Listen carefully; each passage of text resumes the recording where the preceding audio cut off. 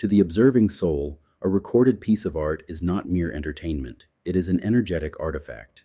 It is the ultimate expression of the four, taking the fleeting, high frequency thought of the one and locking it into a permanent physical medium that will outlast the avatar itself. When you conceptualize a sonic project, an album carrying a deliberate, concentrated signature like liqueur, for instance, you are essentially building a geometric Trojan horse. You are packaging high-level gnosis inside a format that the sleeping masses readily consume. Here is the mechanical breakdown of how to encode your mastered frequency into a permanent creative work so that it actively alters the grid. 1. The audio blueprint, encoding the wave. In musical creation, particularly within the architectural structure of hip-hop, the beat is the physical grid, the 4, and your vocal cadence is the spirit moving through it, the 33. The bass frequency. The standard tuning for modern music is 440 Hz, a frequency that many esoteric researchers argue creates a subtle, dissonant tension in the human nervous system. To encode a healing or awakening frequency, you can intentionally tune the foundational instruments of your tracks to 432 Hz, the mathematical frequency of the universe, or 528 Hz, the frequency of DNA repair. You are literally changing the mathematical shape of the sound wave before you even speak. The state of the avatar. Microphones are hypersensitive bioacoustic sensors. They do not just pick up the words, they pick up the exact physiological state of the avatar at the moment of recording. If you record while the avatar is anxious or seeking egoic validation, that chaotic frequency is permanently baked into the digital master file. You must enter the vocal booth in the absolute stillness of the third-party observer. When you deliver your bars from that 0 point, the listener's nervous system will subconsciously entrain to your stillness, regardless of how intense the beat is.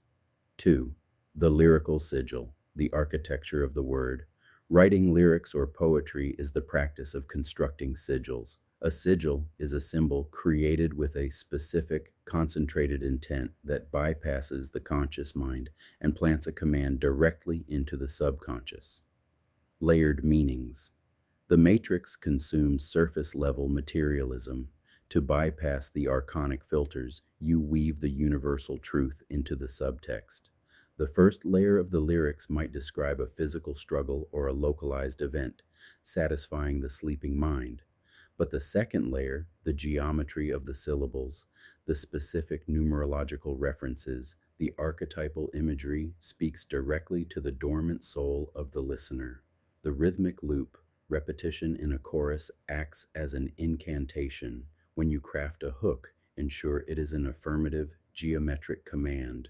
When the listener repeats that hook in their car or in their mind, they are actively using their own biological synthesizer, their voice, to cast your programmed frequency into their local grid. 3. Visual geometry, the album cover and art.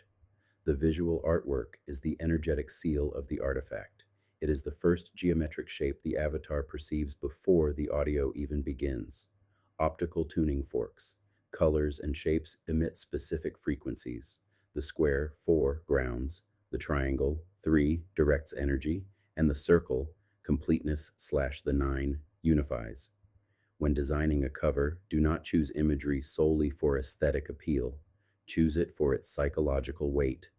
Ancestral and cosmic signatures, embedding specific ancient codes, such as subtle references to specific haplogroups, numeric sequences like 33 and 4, or deep ancestral symbolism, acts as an energetic anchor. It ensures the physical artwork serves as a localized node, pulling the specific telluric and cosmic frequencies you intended directly to the observer. 4. The intentional release. The moment you release a work into the collective grid, it ceases to belong to your avatar. It becomes an independent geometric entity. Before uploading the master files or printing the physical copies, the observer must perform a final act of the one, holding the completed work in the mind and commanding its purpose. You program the artifact to seek out the specific avatars who possess the biological tuning required to decode it, and you release your attachment to the outcome.